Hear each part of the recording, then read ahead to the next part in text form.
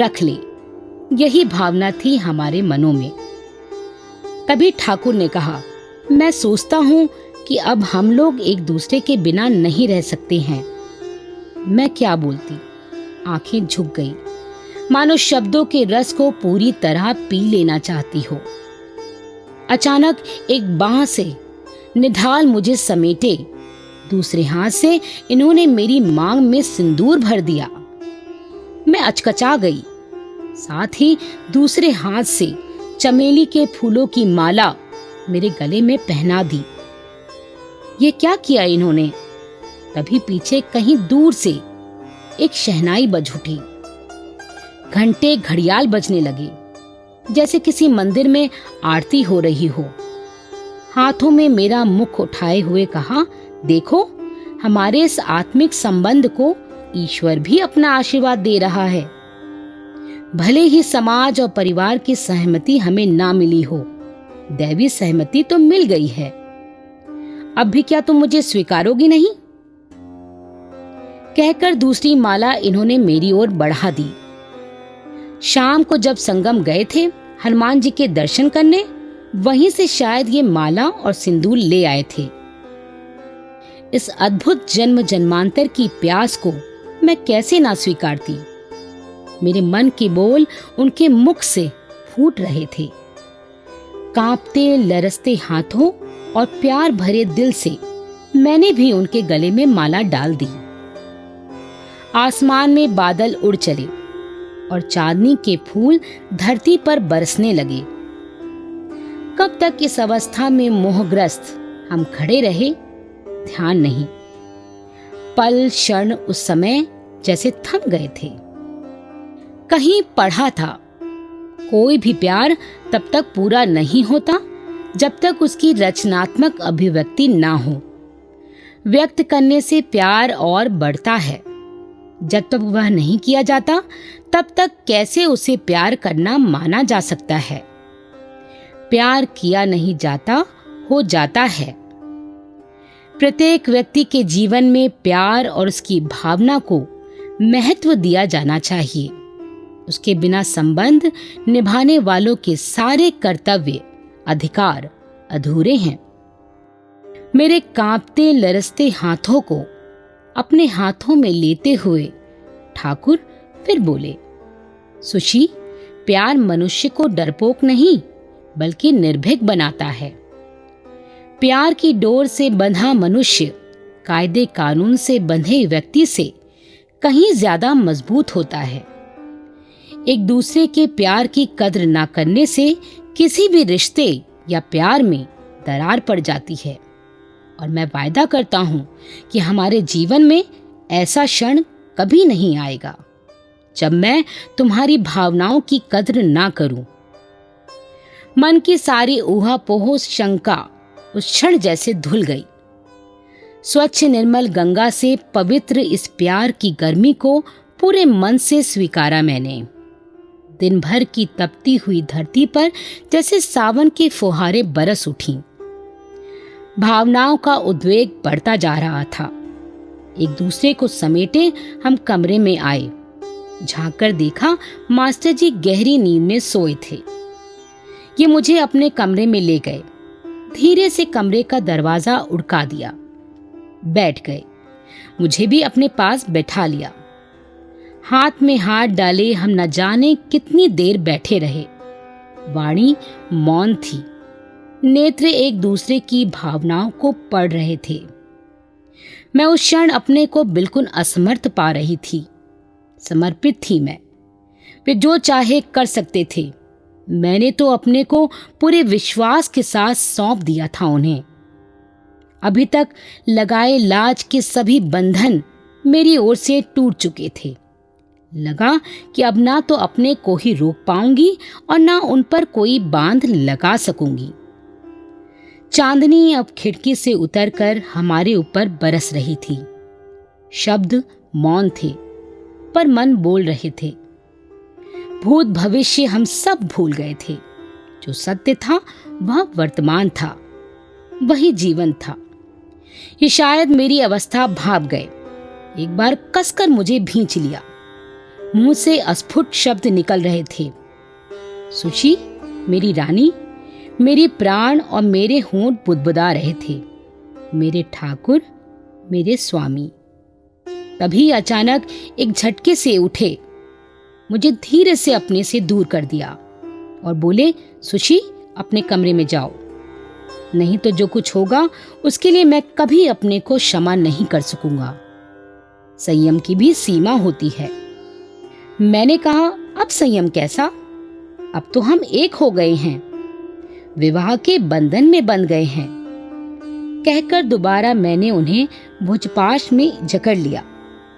दीन दुनिया सब भूल गई आवेश में, किंतु अपने को धीरे से अलग करते हुए ये बोले, ये तो ठीक है कि हमारे मन एक हैं। भगवान की साक्षी में हम एक दूसरे को पति पत्नी मान चुके हैं। फिर भी समाज भी तो कुछ है।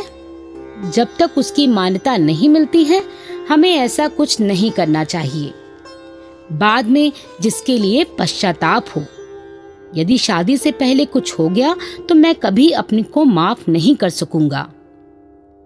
मेरे हृदय में इनकी इज्जत और बढ़ गई, इनकी छवि और उज्जवल हो गई। मैंने झुककर इनके पैर छू लिए। इन्होंने मेरे माथे को चूमा और मुझे मेरे कमरे के दरवाजे तक पहुंचाकर वापस अपने कमरे में चले गए। मन में सपने संजोए, बीते क्षणों को बार बार उकेरते, पता नहीं कब आंख लग गई। तड़के भोर आंख खुली, सुबह धुली धुली सी लग रही थी। स्नान घर में जाकर सिंदूर भरी मां को देर तक देखती रही। उसे हटाने का मन नहीं था, पर मास्टर जी देखेंगे तो क्या कहेंगे। नल का पानी खोल दिया, सिर पर पानी की धार पड़ी तो सिंदूरी रंग आत्मा की गहराई तक उतर गया। बाहर आई, सब कुछ वैसे ही था जैसे कुछ हुआ ही नहीं। हाँ, एक लाज अवश्य आ रही थी, ये क्या सोचते होंगे, किंतु प्यार से भरी उनकी आंखें देखी तो सारा संकोच धुल गया। मन ही मन मैंने ईश्वर को धन्यवाद दिया कि पता नहीं जीवन के किन संचित पुण्यों का फल था जो मेरे स्वामी मुझे इस रूप में मिले। उसी दिन हम लौट आए। जीवन फिर पुरानी गति से चल पड़ा। अम्मा कभी कमरा ठीक करने के बुला लेती, कभी अलमारी ठीक करने के लिए। पहले वह छोटा सा कमरा बेगाना लगता था, अब सब चीजें अपनी लगने लगीं। कहाँ का स्नेह, ममत्व, प्यार उमड़ आया उन सब के प्रति, नहीं जानती। हमें तो पीसीएस के रिजल्ट का इंतजार था, शायद हम पास हो जाएं और सब बंद रास्तों का द्वार मिल जाए। पर ईश्वर को कुछ और ही मंजूर था। रिजल्ट आ गया, मेरा नाम कहीं नहीं था। ठाकुर ने तो लौटते ही आईएएस की तैयारी शुरू कर दी थी। उनका कहना था ऑल इंडिया सर्विस की बात ही कुछ और होती है। इस बार मैंने परीक्षा में बैठने का विचार नहीं किया। सुना था उसका इंटरव्यू और मेडिकल बहुत सख्त होता है, और मेरी तो आई साइट भी बहुत कमजोर थी। मैंने डीएवी कॉलेज में टीचर्स ट्रेनिंग कोर्स में एडमिशन ले लिया। भाई जी का कहना था कि लड़कियों के लिए यही सर्विस सबसे अच्छी होती है। ठाकुर उधर आईएएस की पढ़ाई में व्यस्त हुए और मैं टीचिंग कोर्स में। एलटी की ट्रेनिंग बड़ी मुश्किल थी। इसमें थियोरिटिकल और प्रैक्टिकल दोनों पेपर होते थे। मतलब ये कि हम दोनों ही अपने अपने क्षेत्र में व्यस्त हो गए। उन्हीं दिनों अम्मा जी को बनारस जाना पड़ा, तो मेरा इनके यहाँ आना जाना और कम हो गया, क्योंकि बिना बुलाए तो मैं कभी वहां गई नहीं थी। एक बात और हुई, शादी ब्याह की जो बातें पढ़ाई के कारण दब जाया करती थी, अब जोर शोर से उभरने लगी। कानपुर के ही किसी रईस के मामा की लड़की से ठाकुर के विवाह की बात आई। अम्मा जी तो बाहर गई हुई थी। भाभी जी ने मुझे बुलाया और कहा, अम्मा जी नहीं है तो तुम आती ही नहीं हो। मैंने कहा, नहीं, ऐसी बात नहीं है, मैं पढ़ाई में व्यस्त थी। इतने में उनके पति आ गए। बातों बातों में ठाकुर की शादी की बात आई। भाभी जी शायद मुझे सुनाकर बोली, हाँ हाँ ले लो 50,000। वो तो तुम्हारी बात मानकर जैसे शादी के लिए हाँ ही कर देंगे। देखना, ठाकुर बाबू शादी वादी कुछ नहीं करेंगे। 50,000 दहेज का प्रलोभन बड़ी बात थी उन दिनों, पर वैसे इनके घर वाले रुपयों के पीछे कभी नहीं भागे। ठाकुर अपनी बात पर अड़े रहे। जब इम्तिहान में पास हो जाएंगे, नौकरी मिल जाएगी, तब शादी की बात सोचेंगे। हमेशा यही उत्तर होता था उनका। मुझे भाभी जी के सामने बड़ी शर्म आने लगी। उन्हें क्या पता, उनके देवर के मन की मलिका उनके सामने बैठी है। संसार की निगाहों में, समाज की निगाहों में तो हम दो पड़ोसी मात्र ही थे, या अधिक से अधिक मित्र। हमारे भगवान की आंखों में जो सत्य था, संसार की आंखों में वह झूठ हुआ जा रहा था। मुझे बड़ी चिढ़ लगती। क्यों करते हैं ये लोग बार बार सगाई शादी की बातें? क्यों बार बार एक झूठी वास्तविकता मेरे सामने सर उठाकर खड़ी हो जाती है? मन क्लांत हो जाता, प्राणों में एक टीस सी उठती। ऐसा नहीं था कि मैं इन लोगों की मनस्थिति नहीं समझती थी। वह तो अपने कर्तव्य का पालन कर रहे थे। समाज की कानाफूसी भी उनके कानों में पड़ती होगी। उससे घबराकर भी विवाह की बातों की सरगर्मी शुरू हो जाती। वैसे अंदाज सब लगाते थे वस्तु स्थिति का, पर मुंह पर कहने की हिम्मत किसी में नहीं थी। मेरे घर भी शादी की बात उठती तो मैं भी टाल देती। बड़े भाई तो मुंह फुलाकर बैठ ही जाते। अब तो छोटे भाइयों को भी हमारा मिलना जुलना नागवार गुजरने लगा था। पर मैं भी तो विवश थी। अभी तो पढ़ना है, कुछ करना है, कुछ बनना है, जैसी बातें करके सबको निरस्त कर देती। मैं सवेरे जल्दी उठ जाती थी। उस दिन भी उठ गई थी। अखबार वाला अखबार दे गया था। खोलते ही नजर पड़ी। IAS और अलॉयड सर्विसेज का रिजल्ट आ गया था। रोल नंबरों पर नजर दौड़ाने लगी। ठाकुर का नंबर था। खुशी से भागी भागी उनके घर गई। कमरे में अकेले बैठे थे। रोल नंबर देखा तो खुशी से झूम उठे। हाथ पकड़ लिया और माथा चूम लिया। बोले, चलो अब जीवन में स्थिरता आ जाएगी, हम अपने पैरों पर खड़े हो सकेंगे। यही सोचकर मैंने इलाहाबाद में इतना बड़ा स्टेप लिया था। हमारे मिलन को अब कोई रोक नहीं सकता।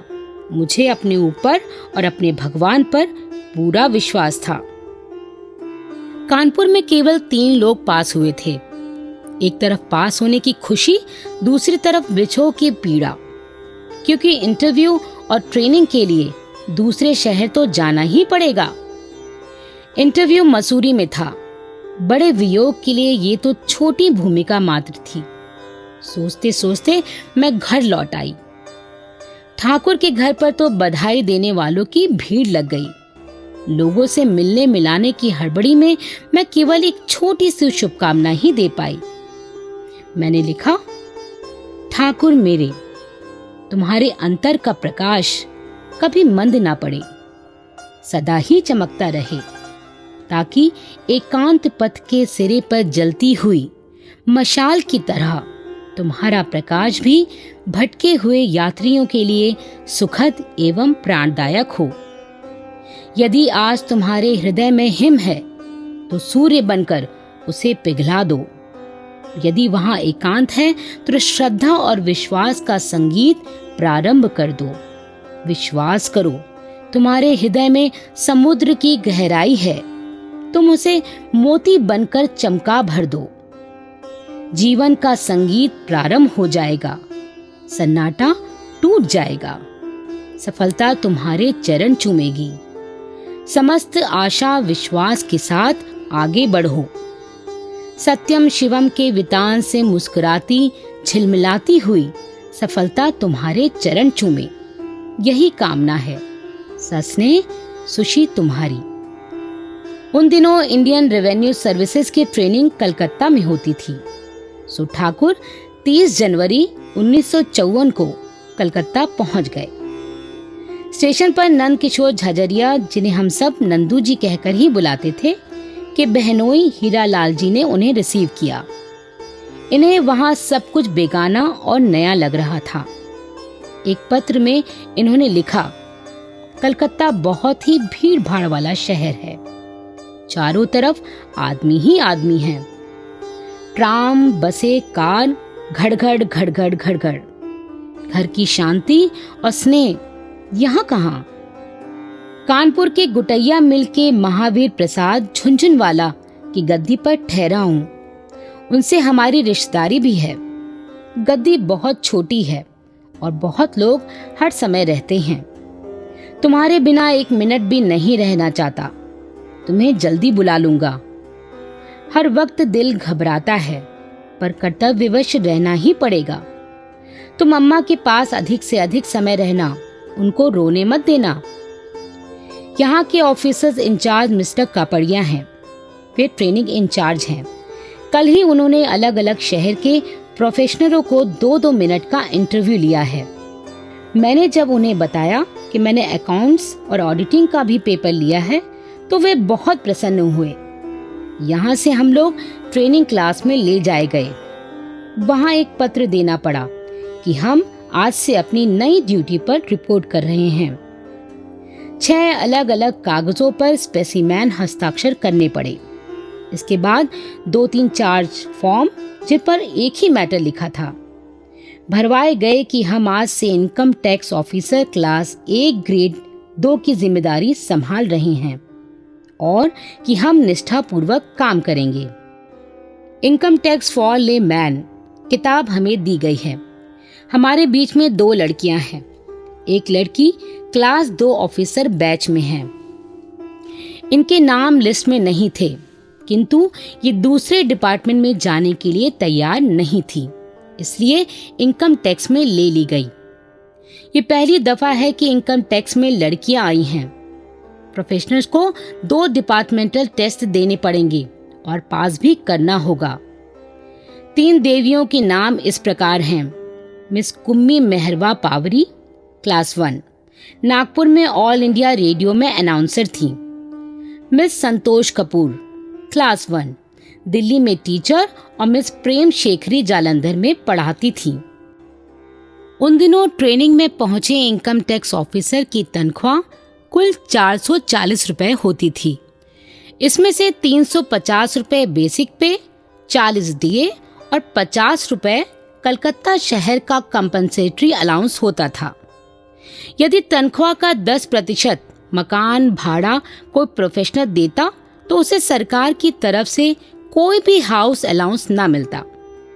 अगर 10% से अधिक देते हैं तो बेसिक पे का 15% तक सरकार देती थी। मसलन अगर 35 रुपए किराया है तो सरकार तनख्वाह के अलावा और कुछ नहीं देगी। इससे ज्यादा देने पर 57-60 देगी। इसमें भी मकान मालिक की रसीद जरूरी थी। छुट्टियां 1 वर्ष में 15 दिन की कैजुअल, 10 दिन की अंडर लीव पहले वर्ष में और दूसरे वर्ष में 1 महीने की मेडिकल लीव। इस प्रकार साल में 25 छुट्टियां होती थीं।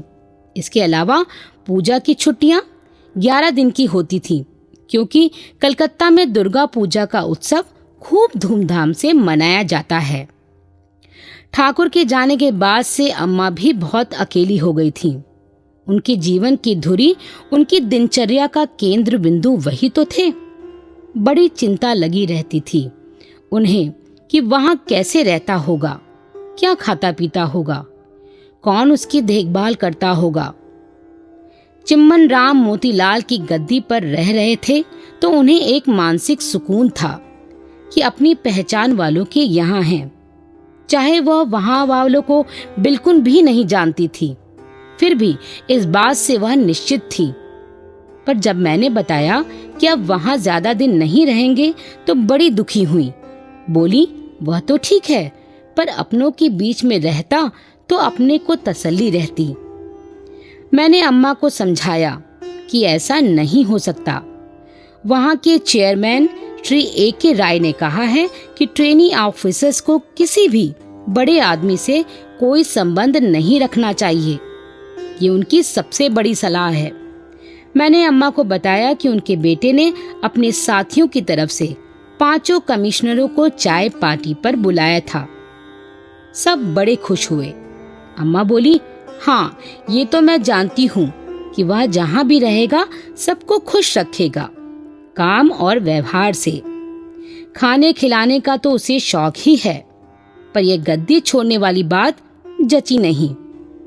मैंने अम्मा को समझाते हुए कहा, अम्मा तुम समझती नहीं, उनसे पार्टी में चेयरमैन ने कहा था, झुनझुनवाला तुम्हें तो विशेष रूप से सतर्क रहना चाहिए, क्योंकि जब अपॉइंटमेंट लेटर भेजे जा रहे थे तभी लोगों ने कहा था कि मारवाड़ियों को इनकम टैक्स डिपार्टमेंट में नहीं लेना चाहिए।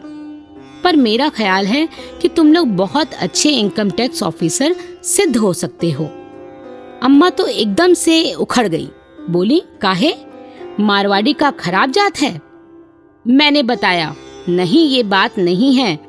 मारवाड़ियों में अधिकतर लोग व्यापार और उद्योग में लगे हैं, इसलिए लोगों को लगता है कि वे आसानी से संपर्क में आ सकते हैं और फिर एक दूसरे से रिश्तेदारी भी तो निकल आती है। इसलिए वे सोचते हैं कि ऑफिसर प्रभावित हो सकता है।